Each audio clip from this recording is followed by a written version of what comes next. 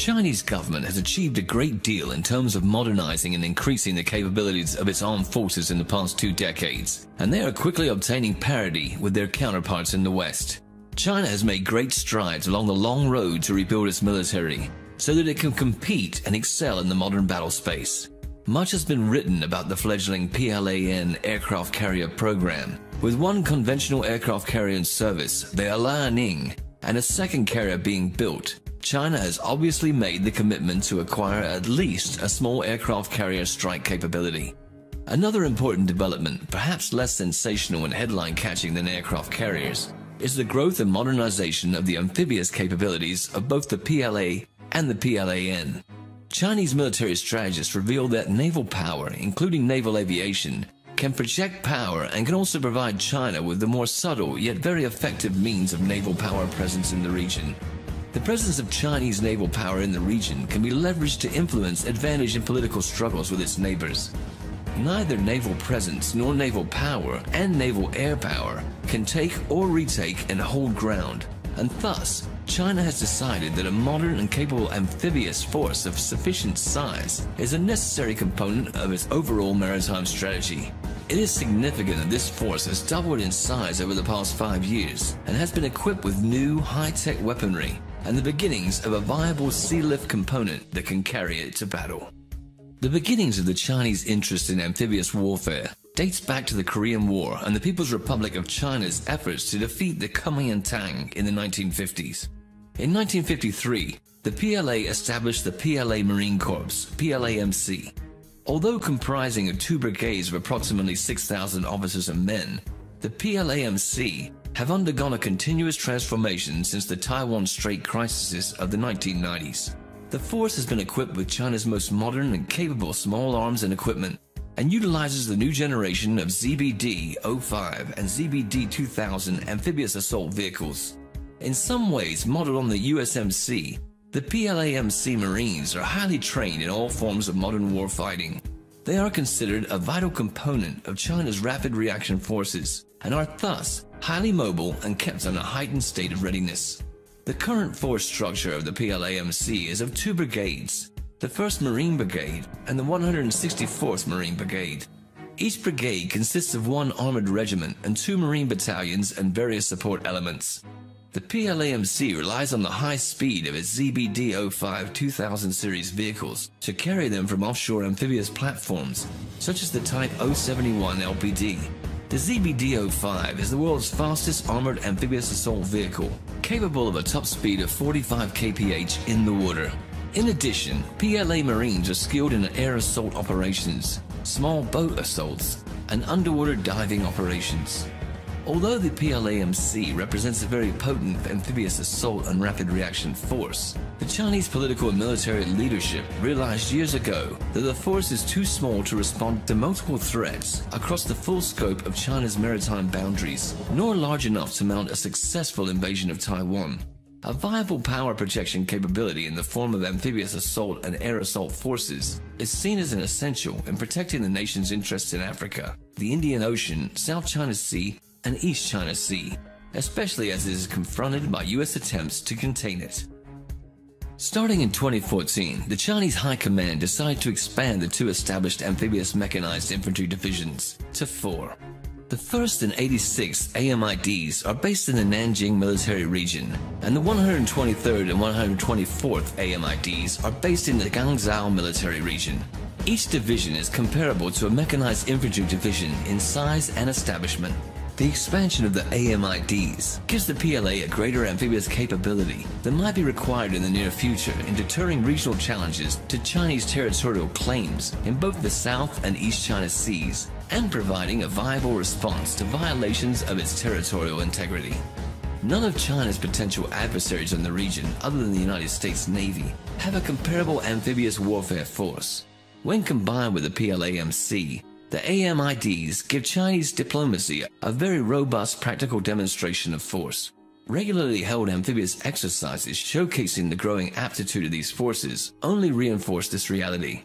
Perhaps the most obvious challenges facing the Marines and AMIDs are a major shortcoming that is the process of remedy. It is the lack of heavy sea lift capability to transport these units over long sea voyages and within striking range of their theoretical targets.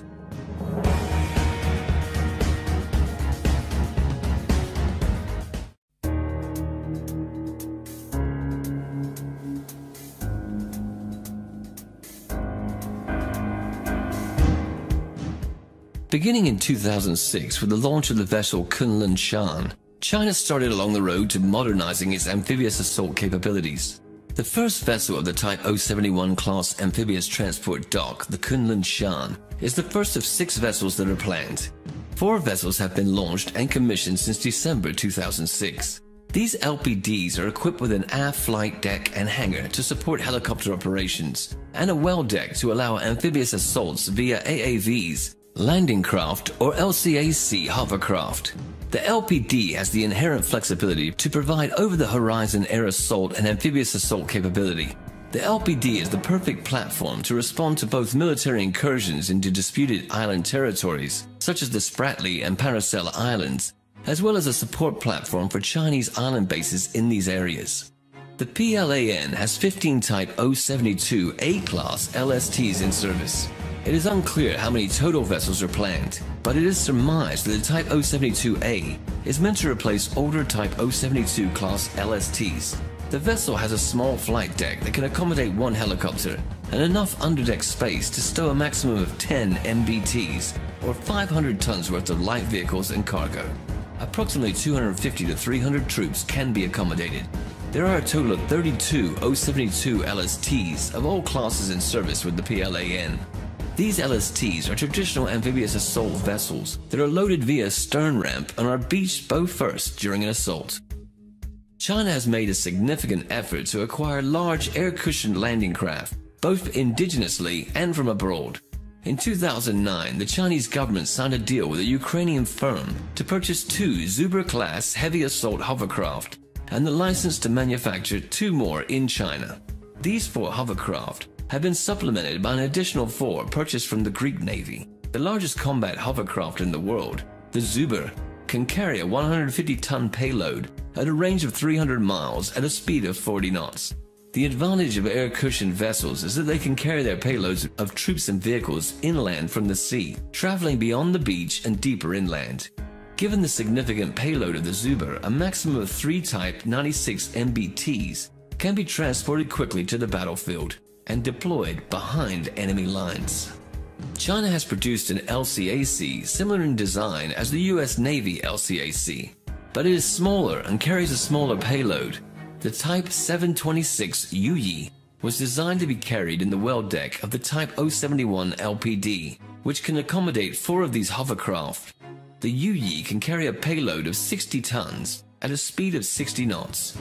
A number of different concepts and models have been shown to the public that clearly showcase the planned desire to field an LHD in the immediate future. The planned dimensions and specifications of the various designs envision an LHD of very large displacement at between 36,000 and 40,000 tons displacement. The vessel is much larger than the Royal Australian Navy Canberra class LHD, as well as the Japanese Maritime Self-Defense Force Izumo class DDH, each weighing in at approximately 27,000 tons. It is closer in displacement to the US Navy Wasp class LHD, which displaces 41,000 tons.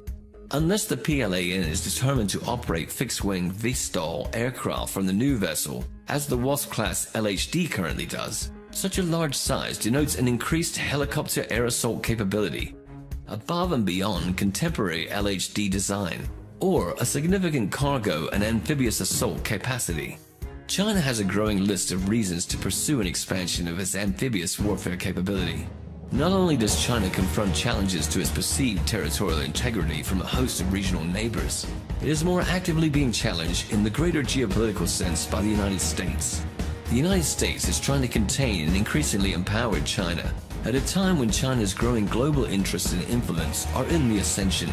Such a combination will undoubtedly lead to political and diplomatic conflict, if not military conflict, at some time in the not-too-distant future. as it backs up its territorial claims in real terms by developing settlements, military bases, and early warning stations on a host of islands in disputed waters, it must have a viable amphibious warfare deterrent and the means by which to wrest control of any of these assets back from hostile invaders. It is most likely that the United States will continue in its belligerent attempts to contain a perceived adversary, as opposed to realizing the inevitability of the return to a unipolar balance of power in the world. This means continued military brinkmanship in the Asia-Pacific region and a likely confrontation with China.